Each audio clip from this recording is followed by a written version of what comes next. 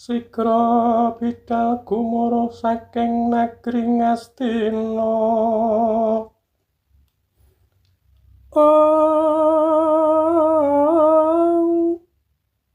Wadya Balakusuma baris kang prayitna.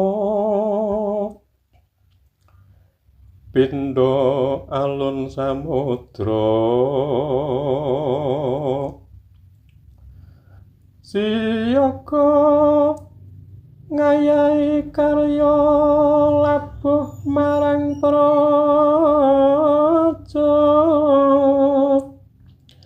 Dawuh ing sang nata jejering pangarsa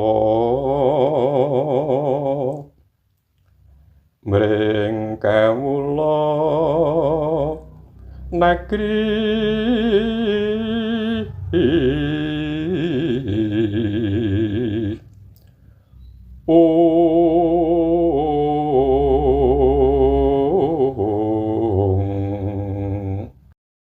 iki mau Kang Gareng. Wah, apa kuwi suluk apa truk? Wah, iki suluk odo-odo pelok Mataraman. Wah, iki nek ndara arep kae budalke para wadyabala kae ya. Lah iya, para prajurit sing mawarna-warna busanane kae sigra bidal. Ngayahi karya ya, Truk. Para wadyabala Kuswa. Baris kang prayitna. Mula nek nonton prajurit kae gong tegap barise sigrak waspada. Ayo nek disawang saka kaduan kae kaya alun samudra. Lembak-lembak ngono ya, Truk. Lah iya, kaya ombak ing samudra. Saka kaduane kaya pelangi. Ha iya wong werna-werna kok busanane iki. Ana sing abang, ana sing ijo, ana sing kuning. Wah. Kae nganggo topi ya, Truk. Ya nek prajurit Nusantara kae nganggo baret. Oh iya, warna-warna warnane ya, Truk. Iya, ana sing abang, ana sing ijo, ana sing jambon. Wah, warna-warna barete. Ngono. Kae kok siap ya, Truk. Nah, siap siaga.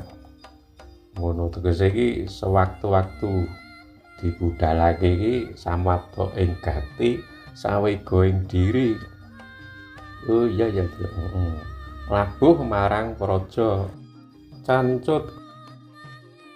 Wah, labuh marang praja, Truk. Iya, wong prajurit ki lah dadi bentenging negara. Sawanci-wanci ana parang muka ki ngadepi sik dhewe. Oh iya ya. Nek ya dibantu karo rakyate ya, Truk. Oh ya jelas. Nek Nusantara ki umpamane diperangi karo bangsa liya ki rakyate dadi prajurit kabeh. Otomatis ya, Truk. Iya, labuh negara. Wah. Buktine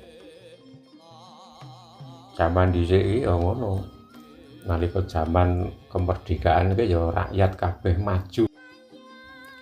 Wah, hebat ya, Truk. Iya kuwi dadi gumune karo prajurit mancanegara mbiyen kok. Mongko jaman dhisik iki nalika perang ngono iki sing maju mung prajurit.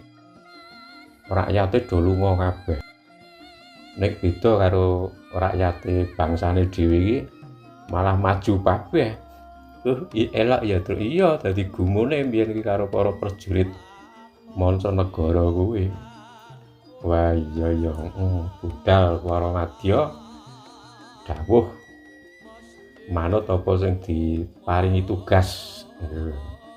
Nek Ngastina kae biasane ya undang wadya kae ya Aswatama. Iki beda negara ya beda jenenge ya, Truk. Ya beda umpamane Ngamarta iki ya panglimane sapa sing ditugasi kuwi mau. Ngono, labuh marang negara mring kawula sami. Wah, ngono ya, Truk. Iya. Nek manut keterangan iki jaman saiki wis jaman akhir kok. Dadi saiki iki wong wis berlomba-lomba nyusun kekuatan. Dadi anane bondo donya akeh iki tibaning padha mung arep dienggo perang.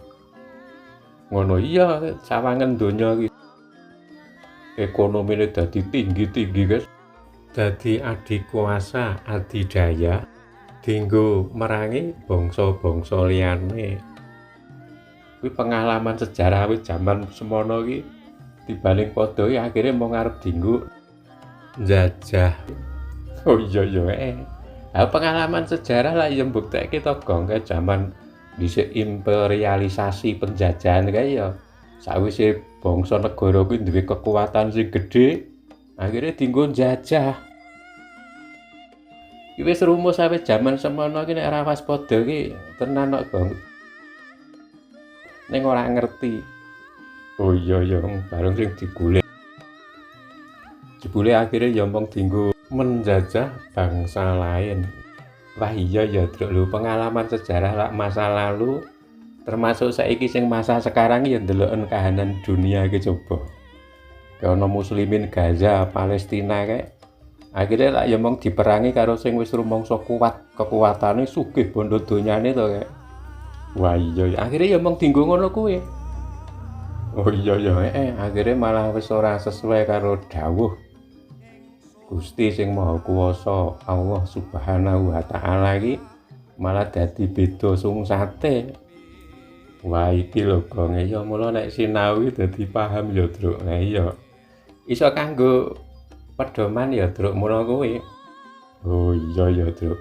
Mula kae sing jenenge nek ana dawuhing para pinter kae ya Gong sing kudu sinau tenan supaya ngerti konsepe Gusti Allah iki jane sing bener iki sing kepiye iki.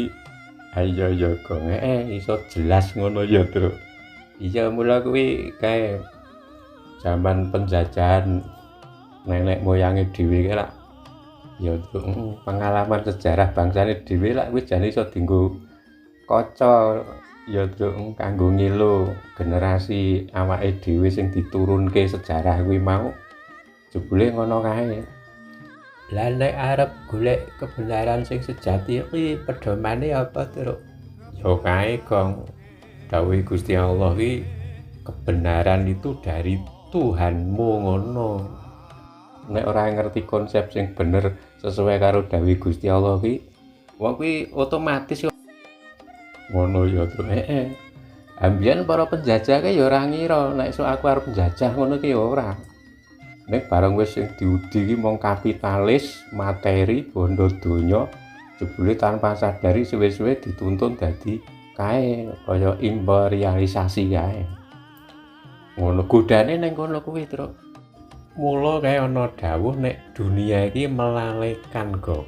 Wah iya ya, mula iki saiki do berlomba-lomba nyusun kekuatane ya, Truk. Ning beda karo bangsane dhewe lho, kok. Nek bangsane dhewe piye, Truk? Bangsane dhewe iki umpamane nyusun kekuatan iki wis duwe pedoman. Dienggo apa? Dienggo mendamaikan dunia. Oh iya ya, tegese iki bangsane dhewe, negarane dhewe iki umpama didadekke dadi negara sing adidaya, adikuasa, kuwi adidayane karo adikuasane dienggo adidamai. Oh iya kuwi bedane nenek moyange dhewe nurunke pedoman iki jebule ngono kuwi mau. Wah iya ya Truk. Lah mula iki seluruh warga bangsane dhewe ya kudu paham cita-cita bangsane dhewe iki apa. Oh iya ya Truk. Nah ya jebule ngono kuwi. Monggo saiki akeh negara-negara adidaya, adikuasa. Nek jebule adidayane, adikuasane mung dienggo nindes karo bangsa liyane. Oh iya ibarate kurang karo kurang. Ngono ya Truk. Lah iya. Kuwi kenyataan sing ana. Mula iki bangsane dhewe duwe pedoman sing beda. Ngono adidayane dienggo adidamai. Lho. Wah iya iki falsafah bangsane dhewe apik kaya ngene iki. Mula kuwi sesuai karo nilai-nilaine agamane Gusti Allah iki wis persis Truk kuwi. Ngono ya Truk. Iya, mula iki ora ketang klungsu-klungsu ya Truk sinau. Lah iya ya supaya iso memahami konsepe negarane dhewe, konsepe Gusti Allah iki endi sing bener iki dadi iso sinau ra ketang sithik.